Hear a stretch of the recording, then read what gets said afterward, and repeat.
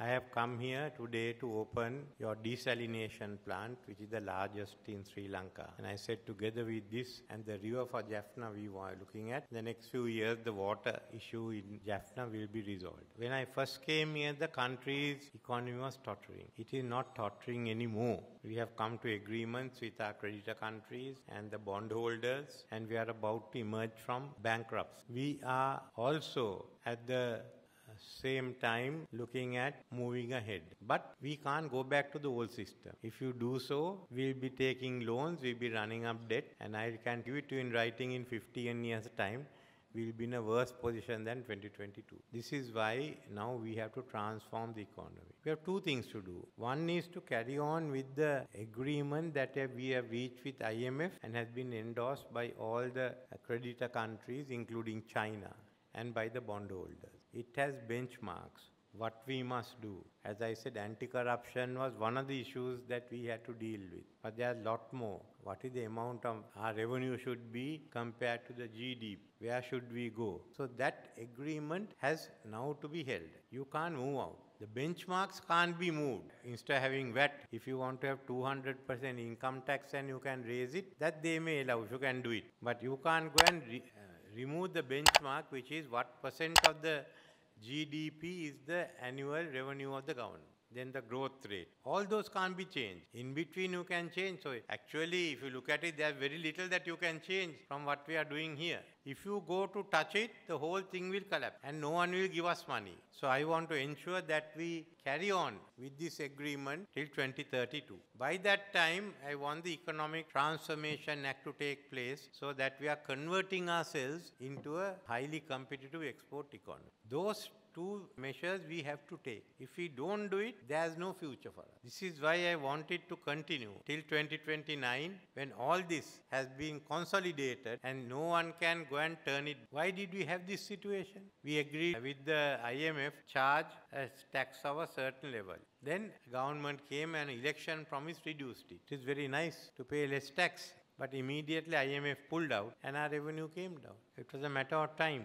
So we can't go back to that again. We have to go forward. And when we go forward, it's not only the economy you have to change. You have to change the political system. If you say the economy collapsed, the political system also collapsed. Because our politics were maintained on making promises and borrowing money. So when the crisis came, there was no one to accept the prime ministership. And so we went into the Guinness Book of Records. The only country in which you had to go begging to find a prime minister. Where on earth do you find a man? He has only himself in parliament, called and asked to be prime minister. Other words, they just ran off. They wouldn't take responsibility. Again, when the president left the country, they told me to resign. I said, who's going to take over? We'll ask the speaker. Speaker said, no, I am not going to take over. I can run the parliament, I can't run the country. So if you keep running away, what can you do? But it is the collapse of a system, as you see some of them saying. They thought this is the way you have to take money. If you can't take money, borrow money, everything is gone. I had different. We have to put this into order. So I felt, no, it's not the economy that has collapsed, but the political system. The economy, at least, we have come to a certain stage. We are still playing the old game. Do you want that? Or are we going to keep playing the same old game? So when I thought I'll come as an independent to show that we have to rethink our political system.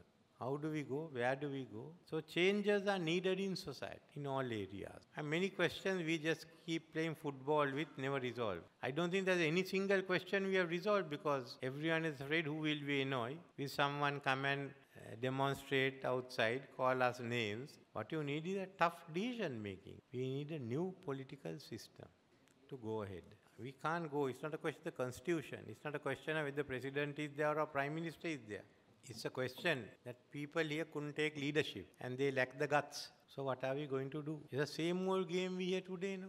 Has there been a change? So are we going to allow that? It's your future, your children's future. And when I said 2048, they said, what I talk your 2048? I said, because those who are 20 now won't even be 50 by then. It's not a question of thinking of the next day, offering free shoes or saying that with Parantan chemicals we can run the economy. You can't anyway, but get down to the bottom of it. And then we can't be afford to have unnecessary conflicts in this country. Therefore, this whole issue of the Tamils and the Sinhalese and all have to be resolved. You can't go back on it. The country, majority are Sinhalese. As a majority, we accept. Everyone accepts it, even the Tamils and the Muslims. Majority religion is Buddhist. Yes. As the majority, you have the first place there. But it doesn't mean that others have to be put down. Everyone else has to be equal. Not only between ethnic groups and religious groups, but also between men and women. If you look at the group that has got the worst of it, no, not you all, the women. They don't even, being half the country, they don't even have representation in parliament. That's the situation you have. So we have to put this out and we have to go ahead. Let's have Sinhala and Tamil both. I tell some of my Sinhala friends, learn Tamil. Why? Because Tamil Nadu will have a $1 trillion economy. So outside Tamil Nadu, the only people who can speak Tamil and work are Sri Lankans. Even the guys in Uttar Pradesh or Bihar can't do it. So this is the time to go and earn some money there, which is the easiest. So in that thing, one of the major issues we have is to do away with the discrimination, which we are taking steps. Other is also to develop all areas. When I became a minister, I think next to Colombo, Jaffna and Galle and Kandy were the three big cities. Now if I can say, Galle and Kandy are there, but not Jaffna. The war is over. We have to develop. We have to go ahead. The other day I met with the former provincial councillors of the SLP. They say give all the power to the provincial council. Then we are the ones at the grassroots. We should do the development. I also agree with them. I think there is far more power that we can give the provincial council, and I want to give it. There is some work they are good at doing, like poverty alleviation, agriculture modernization. Others we are good at doing, like the Bingiria zone or Hambantota Hub or Trincomalee Hub linkage. That's what we can do. So education, or give it to the provincials. You look at the schools. You can't do it otherwise. From Colombo, you can't run all these schools. In fact, from Jaffna to run a school near Vaunia is difficult. Near Madhavachya.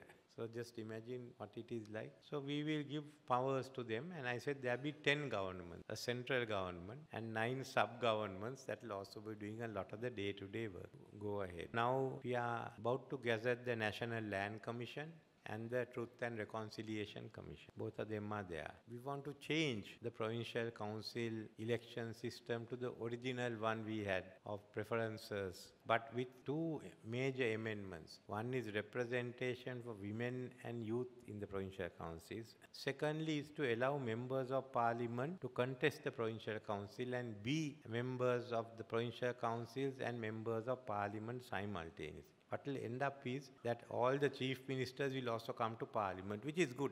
The central executive and the provincial executive can all be there. This province has tremendous potential just on renewable energy alone, on tourism, on agriculture modernization. We want to have the investment zone, 3 parts, one in Parantan, one in KKS, one in near Vaunia. And with the Trincomalee harbour being developed and land connectivity, just imagine how you will develop. Your potential for renewable energy runs into gigawatts, I think, not even megawatts. So these we have to exploit, which you all can do. Because I think Jaffna needs it, the northern province needs it. We have suffered too long and your potential is great. So this is what we have to look at and to go ahead and to do a transformation. So I think, in my view, the country needs a change. We can't be hiding behind the same old system and doing nothing. It's very convenient. But the system has to change. You all are doctors, you all are lawyers, you know the potential. And Jaffna was one area that led the way most of the time. I think you've got to come up and take that civic leadership and to go ahead. This country has to go ahead as a new Sri Lanka. We all decided we'll wait here, whether we are Sinhalese, Tamils, Muslims or anyone. We are not going out because COVID collapsed. We are not going to another place. Whatever the difficulties, problems we say, we are going to stay here. You all have faced problems, you have decided to stay here. My house was burned down, I also decided to stay here. So let's make a go of it and let's make a success of it and ensure all are treated equally and you all will be responsible for the development of your own area. Think anew, don't think in the old way. Thank you.